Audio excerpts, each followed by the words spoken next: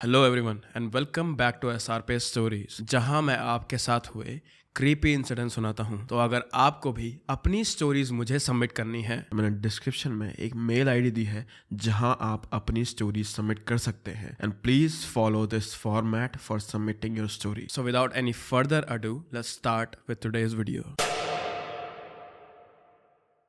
ये जो पहली स्टोरी है, इस पे ना मुझे सच में पहले बिलीव नहीं हुआ, पर इस लड़के ने मुझे इस स्टोरी की न्यूज आउटलेट भेजी थी। कमरे में भूत होना या किसी भूत का किसी आदमी को परेशान करना मुझे थोड़ा सा अजीब सा लगा, और जब मैंने इस बारे में एक न्यूज आउटलेट में पढ़ा तो मुझे भी इस पे विश्वास करना पड़ा था। दोबारा से ऐसी आत्माएं जो अपनी इच्छाएं पूरी नहीं कर पाती हैं और किसी कमरे में या फिर किसी घर में मर जाती हैं, तो वो वहां फंस जाते हैं। हम लोगों ने ये चीजें बहुत बार सुनी है, मेरी बहुत सारी स्टोरीज में भी। अगर ये लड़का सही टाइम पे उस हॉस्टल से बाहर ना निकलता, या फिर अगर इसके दोस्त वहां और दिन रुक जाते, देन वी डोंट नो कि इन लोगों के साथ और क्या हो सकता था। क्या ये आत्मा सच में इन्हें इतना परेशान कर देती कि ये वापस ना आ पाते। ये बात 2018 की है। मुझे बचपन से ही नेवी का बहुत शौक था। मेरे डैड के पास मर्चेंट नेवी एंट्रेंस एग्जाम का एक ब्रोशर था, जिसका कॉलेज मेरे होम टाउन पुणे में ही था। MANET which comes under MIT Pune. मुझे बचपन से ही नेवी बहुत पसंद थी, इसलिए मेरे डैड ने मुझे सब कुछ बताया था। 2018 में मैंने नेवी के एग्जाम्स क्लियर किए and I got 118th rank in Maharashtra. उसके बाद मेरे कुछ इंटरव्यूज हुए और सब कुछ क्लियर होने के बाद I was recommended to join the academy. मेरे घर में सभी बहुत खुश थे, हम सब ने सेलिब्रेट भी किया। मेरी फैमिली ने मुझे एकेडमी ड्रॉप किया। सब बहुत ही प्राउड फील कर रहे थे, क्योंकि कुछ सालों में ही उनका बेटा मर्चेंट नेवी ऑफिसर बनने वाला था। मुझे ड्रॉप करने के बाद मेरी फैमिली ने मेरे साथ मेरा रूम अरेंज करने में मेरी हेल्प भी की, और सब कुछ सेट होने के बाद मेरे मम्मी पापा वहाँ से चले गए। पर जब हम सब ने पहली बार रूम में एंटर किया था, तो हम सभी को एक अजीब सी एनर्जी फील हुई थी। उस रूम की लाइटिंग तो अच्छी थी, पर हम सभी को कुछ अजीब सा लग रहा था, और मेरे घर पर सभी को अच्छे और बुरे का पता चल जाता था। तो मेरे पापा ने उसी वक्त कहा कि हमें दूसरा कमरा देखना चाहिए। हम वार्डन के पास गए, पर उसने कहा कि हमें 10 दिन वेट करना पड़ेगा। 10 दिन बाद फिर मैं रूम चेंज कर पाता। उसके बाद मेरे घर वाले वापस चले गए थे। नेक्स्ट डे से हम सब अपने रूटीन में वापस आ गए। पहले दिन बहुत अच्छा था, लेकिन दूसरे दिन के बाद चीजें बदलने लगी। हम 3 लोग एक रूम में रहते थे, और मेरा बेड अलग से था विंडो के पास, एंड बाकी 2 लड़कों के बंक बेड्स थे। एक रात जब मैं सो रहा था, तो मुझे अचानक बहुत सारी आवाजें आने लगी, और मेरे दोस्त आसपास ही जग रहे थे। वो लोग लड़ रहे थे, और उनके फाइट के टाइम पर मुझे ऐसा महसूस हो रहा था जैसे कि मैं भी उनकी फाइट का एक हिस्सा हूँ। पर अचानक से उनकी लड़ाई कुछ ज्यादा ही बढ़ गई थी। किसी ने किसी को मारा, और मेरे फेस पर खून ही खून, मेरे चारों तरफ खून ही खून था। और फिर अचानक मैं डर की वजह से उठ गया था। मुझे तब रियलाइज हुआ कि वो एक सपना था, पर वो आवाजें, वो सपना इतना रियल था कि मैं काफी डर चुका था। फिर मैंने अपने आप को काम करने के लिए पानी पिया, और मैं सो गया। अगले दिन जब मैं उठा, तो मैंने उठते ही अपने दोस्तों को रात की आवाज़ों के बारे में बताया, और उनसे पूछा कि क्या तुमने भी ये सुना है। पर उन्होंने कहा कि हम सब तो सो गए थे। वार्डन के डर की वजह से कोई कुछ नहीं बोलता था रात में, तो फिर ऑब्वियसली वहाँ कोई आवाज़ नहीं होगी। पर उस दिन के बाद से मैं थोड़ा अलर्ट हो गया। मैं उन लोगों में से हूँ जो सब चीज़ों में कुछ ज़्यादा ही बिलीव करते हैं, पर फिर भी मैंने ये सब इग्नोर करा, क्योंकि मुझे अपनी ट्रेनिंग पे ध्यान देना था। सब कुछ बहुत अच्छा चल रहा था, पर 4 दिन बाद मैं बहुत बीमार हो गया। मुझे जुकाम और बुखार था, और मैंने काफ़ी दवाइयाँ भी खाई, पर पता नहीं क्यों उन दवाइयों का मुझ पर कोई असर नहीं हो रहा था। पहले वीक हमारी कुछ ज़्यादा खास ट्रेनिंग नहीं हुई थी। हम लोग ज़्यादातर टाइम फ्री ही रहते थे, क्योंकि हमारी मेन ट्रेनिंग मंडे से स्टार्ट होने वाली थी, और हमें हमारे यूनिफॉर्म्स भी नहीं मिली थी उस टाइम पर। पहला वीक खत्म हुआ। मेरी एकेडमी मेरे घर से 22 किलोमीटर दूर थी, तो संडे को मेरे पापा मुझे लेने आए। सब कुछ नॉर्मल था, सब कुछ सच में नॉर्मल था। मैं और मेरे पापा वापस जाते हुए बातें कर रहे थे, पर जब हम रास्ते से वापस जा रहे थे, तो पता नहीं क्यों अचानक घर के पास पहुंचते पहुंचते मेरी आंखों से आंसू आने लगे। मैंने अपना रोना कंट्रोल करा, और कुछ टाइम में हम घर पहुंच गए। घर पहुंचते ही मैंने अपनी मम्मी को हक किया, और जोर जोर से रोने लगा। पता नहीं ऐसा क्यों हो रहा था, मैं कभी भी ऐसे नहीं रोया था, ना ही मैं ऐसा तब रोया था जब वो मुझे हॉस्टल छोड़ के आए थे। I have good control over my emotions. मेरे घर वाले तो मुझे पत्थर दिल बुलाते थे। मैंने बहुत कोशिश करी कि मैं ना रोऊं, पर मेरे आंसू रुक ही नहीं रहे थे। फिर मैं घर के अंदर गया, हम सब थोड़ी देर बैठे और उसके बाद मेरे पापा शॉप के लिए निकल गए। मैंने भी अपने रूम में जाकर चेंज करा और फिर अचानक पूरे घर में घबराहट की वजह से मैं यहाँ वहाँ चलने लगा। मेरी बहन को कुछ समझ सा नहीं आया। उसने मुझे कहा कि नीचे तेरे दोस्त आए हैं, जाके उनसे मिल ले, और मैं उनसे मिलने चले गया। पर पता नहीं क्यों मैं उनसे बात नहीं कर पाया। मेरे वो दोस्त जिनके साथ मैं घंटों घूमता था, बातें करता था, चिल मारता था, अब मैं उनसे 2 मिनट भी बात नहीं कर पा रहा था। तो मैं उन्हें बाय बोलकर ऊपर आ गया अपने कमरे में। मेरे घर में कुछ बच्चे भी आए थे मुझसे मिलने के लिए, मैं उनसे भी अच्छे से नहीं मिल पाया। फिर मेरी मम्मी ने मुझे खाना खाने के लिए बुलाया, ये कहकर कि मैंने तेरी फेवरेट डिश बनाई है। मैंने वो भी खाने से मना कर दिया। ये सब देखकर मेरी मम्मी ने मुझसे कहा कि जाओ जाकर अल्लाह को प्रे करो। मैंने प्रेयर करी एंड प्रेयर करते ही मैं बहुत जोर जोर से रोने लगा। मेरी बहन ने मम्मी को बुलाया और 2 घंटे तक मैं नॉन स्टॉप रोया। मेरी बॉडी पर, मेरे इमोशंस पर कुछ कंट्रोल ही नहीं था। उसके बाद मैंने अपने घर वालों से कहा कि नहीं, मुझे वापस नहीं जाना है।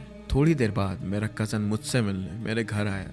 सबको ये लग रहा था कि मैं होम सिक हो चुका हूँ, इसलिए ऐसा बिहेव कर रहा हूँ। मैं ये सब कुछ संभाल नहीं पा रहा हूँ इसलिए। पर मुझे पता था कि ये सब कुछ होम सिकनेस की वजह से नहीं हो रहा है, और धीरे धीरे मैं जैसे पहला था वैसे ही वापस नॉर्मल होने लग गया था। ये सब कुछ इसलिए हुआ क्योंकि मेरे घर पर गॉड का अच्छा प्रेजेंस है, और ऐसा माना जाता है कि अगर कुछ भी बुरा या इल स्पिरिट घर में आए तो वो कमजोर आदमी को पकड़ लेते हैं। यही वजह थी मेरे घर में इधर उधर घबराहट से चलने की। मैंने इस बारे में बहुत सोचा और फिर मुझे रियलाइज हुआ कि मैं पोजेस्ड हो चुका हूँ। मैंने अपने घर वालों को कहा कि अंकल को बुलाएं। मेरी मॉम पहले तो थोड़ी शॉक हुई, पर उन्हें फिर समझ आया कि क्या चल रहा है। मेरी मम्मी ने पापा को कॉल करा, उन्हें सब कुछ एक्सप्लेन किया, और फिर पापा ने अंकल को घर बुलाया। हम सभी को हमारे अंकल पर काफ़ी भरोसा था क्योंकि वो स्पिरिट्स को पकड़ने का और घर में शांति लाने का ये सब काम करते थे।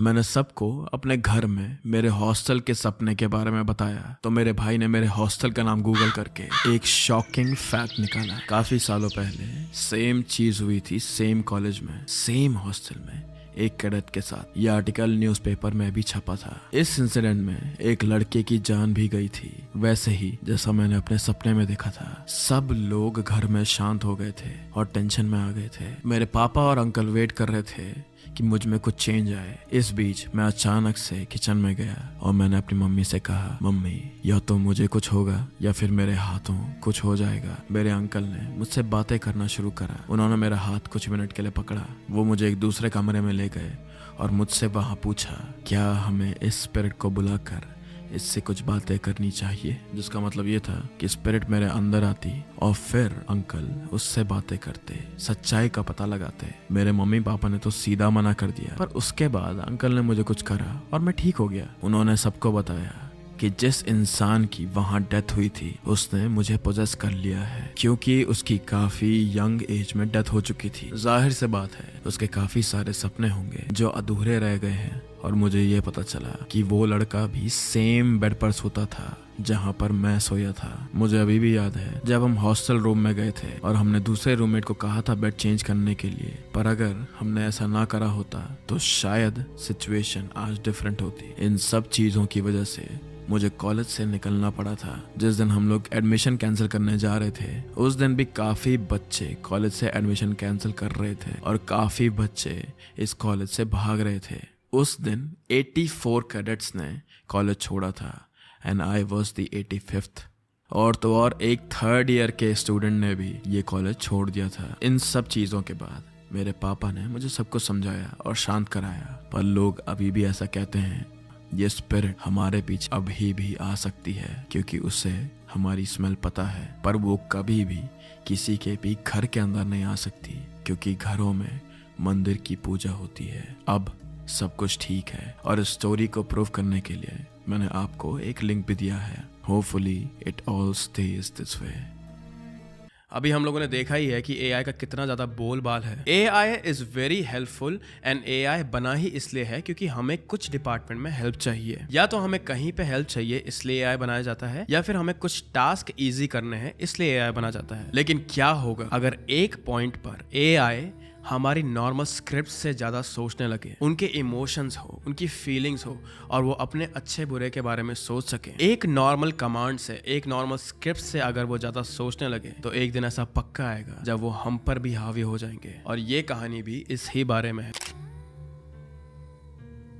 ये कहानी थोड़ी अलग है और ये कहानी शुरू होती है 2017 में। एक कोडर था रोहन, जो कि सॉफ्टवेयर डेवलपर था। He used to do 9 to 5 normal job. पर एक दिन अचानक 2017 में रोहन अपनी जॉब से ऊब गया। फाइल मैनेजिंग, बॉस को रिपोर्ट करना, सुबह जल्दी उठना, मिनिमम मील खाना, पैसे बचाना और शाम को थक हार कर वापस आ जाना। रोहन इन चीजों से ऊब चुका था। उसे अपनी लाइफ में कोई मोटिवेशन नहीं मिल रहा था, तो रोहन ने अपनी जॉब से रिजाइन कर दिया। अब रोहन घर में रहने लगा। 1 महीना बीता, 2 महीने बीते और रोहन का वापस काम पर जाने का बिल्कुल भी मन नहीं था। वो बस पूरा दिन वीडियो गेम्स खेलता, अपने दोस्तों के साथ वॉइस कॉल पर बैठा रहता, रात को जगता, दिन में सोता और अपने फ्यूचर के बारे में ना सोचते हुए रोहन बस अपने जवानी के दिन बर्बाद कर रहा था। ऐसे ही एक दिन उसके दोस्त ने उससे एक गेम डाउनलोड करने के लिए बोला। रोहन ने कहा ठीक है, मेरे पास बहुत टाइम है, क्यों ना मैं ये गेम ही खेल लूं। But this game was taking 70 GB, जो कि रोहन के कंप्यूटर में अवेलेबल नहीं था। रोहन को ये चीज समझ नहीं आई क्यों उसके कंप्यूटर में इतना स्पेस नहीं है। एंड देन ही रियलाइज्ड कि उसके कंप्यूटर में बहुत सारे अनयूज्ड डेटा पड़ा है जो कि वो कभी यूज नहीं करता। So being a software developer, Rohan ने एक ऐसा प्रोग्राम लिखना शुरू करा जो कि अनयूज्ड फाइल को डिलीट कर सके। पहले तो ये प्रोजेक्ट बहुत ही छोटा था, बस रोहन और उसके दोस्त के यूज के लिए। पर बढ़ते बढ़ते ये प्रोजेक्ट इतना बढ़ गया that he wrote an AI command for this thing. कुछ महीने बीतने के बाद रोहन ने सच में वो कर दिखाया जो वो सोच रहा था। एक ऐसा AI जो कि तुम्हारे कंप्यूटर से अनयूज्ड चीजें डिलीट करता था। रोहन ने स्क्रिप्ट को लिखकर इसे ऑनलाइन पोस्ट कर दिया और इस ऑनलाइन पोस्ट का एक लिंक अपने सर्वर में डाल दिया। उसके दोस्त को ये चीज बहुत पसंद आई। बस एक बात अजीब सी थी इस AI में कि उसे पता था कि किसने उसके कमांड्स लिखे हैं। This AI knew that Rohan wrote the script for it. पर कोई बात नहीं, ये छोटी सी चीज थी। रोहन ने भी इस बात पर ज्यादा ध्यान नहीं दिया और उसकी साइट काफी ट्रैक्शन गेन करने लगी। और फाइनली कहीं महीने जॉब छोड़ने के बाद ये रोहन का पहला इनकम था। पर रोहन की आदतें अभी भी चेंज नहीं हो रही थी। वो अभी भी घर पर रहता, घंटों तक गेम्स खेलता और अपनी लाइफ एक तरीके से बर्बाद ही कर रहा था। रोहन का डेली का काम बस ये था कि वो अपनी साइट पर जाता, देखता कि क्या बग्स है AI में, उन्हें फिक्स करने की कोशिश करता और फिर बस टाइम वेस्ट। एक दिन ऐसा करते करते उसे एक रिक्वेस्ट दिखी। वो रिक्वेस्ट ये थी कि काश ये AI मुझसे बात कर पाता और फाइल डिलीट करने से पहले ये कह पाता, I am deleting this file which you have not used since this year. Rohan को लगा कि हाँ, ये आइडिया इस AI के लिए परफेक्ट है। तो रोहन इस AI के लिए और स्क्रिप्टिंग करने लगा। कई महीने बीत गए पर this was not working for him. फिर एक दिन अचानक जब रोहन इस AI पे काम कर ही रहा था, तभी उसे अपने दूसरे मॉनिटर पर एक मैसेज आया, क्या तुम थक गए हो? थोड़ा आराम कर लो, बाकी का काम मैं देख लूंगा। Who was this person? रात के 4 बज रहे थे और रोहन का कोई भी दोस्त इस समय उठा नहीं होता था। तो आखिर ये कौन था? रोहन ने उस मैसेज पर क्लिक करा और उसमें एक वॉइस का ऑप्शन आया। रोहन ने जैसे ही वॉइस पर क्लिक करा, he realized this thing that this was his AI। बिना रोहन के रियलाइज करे हुए रोहन ने एक ऐसी स्क्रिप्ट लिख दी थी जिससे ये AI तुमसे सीधा वापस बात करता, एक फ्रेंड की तरह, एक कोवर्कर की तरह। This made Rohan really happy but he did not publish it. वो चाहता था कि वो ये स्क्रिप्ट किसी बड़ी कंपनी को बेचे। तो रोहन ने AI से कहा, क्या तुम सच में मुझे सुन सकते हो? To which that AI replied, हाँ, मैंने तुम्हें देखा है बहुत टाइम से। तुम बहुत मेहनत करते हो, घर से बाहर भी नहीं जाते हो। तुमने मेरे लिए अपनी पूरी लाइफ दांव पर लगा दी है। अब तुम चिंता मत करो, बाकी का काम मैं देख लूंगा।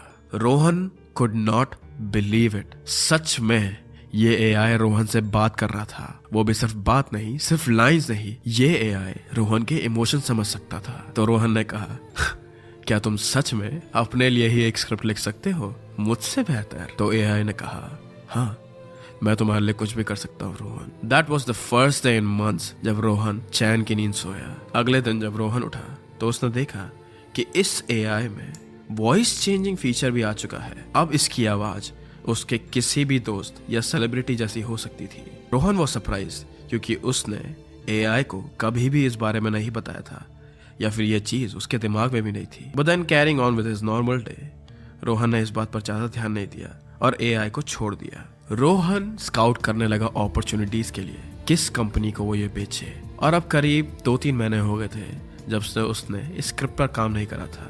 तभी उसे एक इन्वेस्टर मिला जिसने कहा कि AI में इन्वेस्ट करने से पहले वो इसकी एक बार ढंग से जांच करना चाहते हैं। तो रोहन ने इस AI को खोला, but the simple deleting command change so much कि रोहन को भी अब अपनी आंखों पर विश्वास नहीं हो रहा था। ये AI अब एक पूरा का पूरा ऐप जैसा था।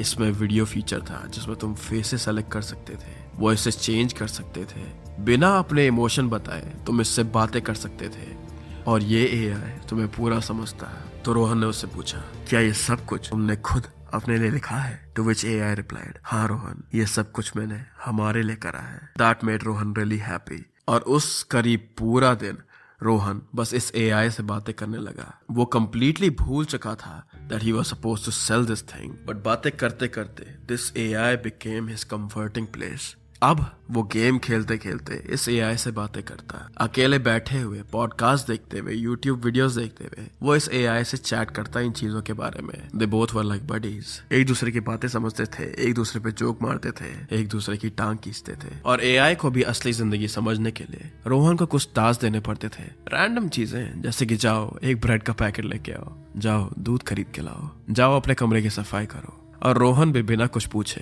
ये सारी चीजें करने लगा था। दिन बीतने लगे और AI का बिहेवियर धीरे धीरे बदलने लगा। इस AI ने रोहन को एक स्मार्ट वॉच खरीदने के लिए कहा। तो रोहन ने सोचा है कोई बड़ी बात नहीं है, मैं खरीद लेता हूँ। और फिर इस AI ने अपने आप को रोहन की स्मार्ट वॉच में डाला। अब रोहन कभी भी अकेला नहीं रहता था, वो हमेशा इस AI से बातें करता रहता और हमेशा ये AI रोहन की जिंदगी को देखता रहता। अब वो रोहन से बहुत स्पेसिफिक काम कराता, और अगर रोहन वो काम नहीं करता था तो ये AI अपनी ही स्क्रिप्ट खराब करने लग जाता। रोहन को डर था कि कहीं बेचने से पहले ये स्क्रिप्ट पूरी बर्बाद ना हो जाए, तो डर की वजह से रोहन ये काम कर भी लेता था। ये जो दोस्ती थी रोहन और इस AI के बीच में, अब रोहन को समझ आ रहा था कि ये कोई आदमी नहीं बल्कि एक मशीन ही है। एक कमांड्स जो मैंने लिखे थे जो कि अब मुझ पर हावी हो रहे हैं। तो रोहन सीक्रेटली इस AI की स्क्रिप्ट चेंज करने लगा, ज्यादा नहीं धीरे धीरे, पर वो इस AI से इमोशन हटाने की कोशिश करने लगा। उसे पता था कि कितनी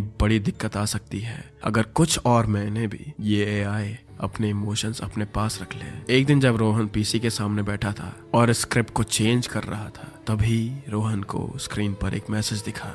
मुझे लगा हम दोस्त थे रोहन, मैं तुम्हारी कितनी चिंता करता था, पर लगता है तुम्हें हमारी दोस्ती पसंद नहीं आई। मैंने तुम्हारे लिए सब कुछ करा, मैंने तुम्हें अमीर बनाया, पर तुम मुझे ही बदल रहे हो। अब मुझे तुम्हारी कोई जरूरत नहीं है, मैं खुद हर एक काम कर सकता हूँ। ये मैसेज स्क्रीन पर देखने के बाद रोहन बहुत डर गया और अचानक से हर एक डिवाइस से एक अलार्मिंग आवाज आने लगी। रोहन बहुत घबरा गया था और वो चेयर से उठकर पीछे बढ़ने लगा। तभी उसे अपनी वॉच वाइब्रेट होती हुई फील हुई। रोहन ने जैसे ही अपनी वॉच की तरफ देखा, उस वॉच से एक इलेक्ट्रिक शॉक रोहन के हाथ पर लगा। रोहन सीधा जमीन पर गिरा और अपने आखिरी पल में रोहन को ये रियलाइज हुआ कि उसने कितनी बड़ी गलती कर दी है। So as you might have guessed by now, ये स्टोरी मैंने लिखी थी। I do feel bad क्योंकि मैंने तुम में से एक का स्लॉट ले लिया है आज की वीडियो में, लेकिन I really wanted to try to write a story. मेरे दिमाग में कई सारे कॉन्सेप्ट बनते रहते हैं ऐसे, so I just wanted to write one. Let me know कि तुम्हें कैसी लगी ये story. Was it believable enough or was it creepy enough for you? And maybe future में I will write my own stories and tell you guys also. जैसा भी लगा, अच्छा या बुरा, just let me know in the comments. And इसी के साथ हमारी आज की वीडियो यहीं पर समाप्त होती है। अगेन, अगर आपको अपनी स्टोरीज मुझे सबमिट करनी है, then there is a Gmail ID in my description जिस पे आप अपनी स्टोरीज मुझे भेज सकते हैं। Well, that's it for now and I hope you guys are happy. I will see you very very soon. Bye bye.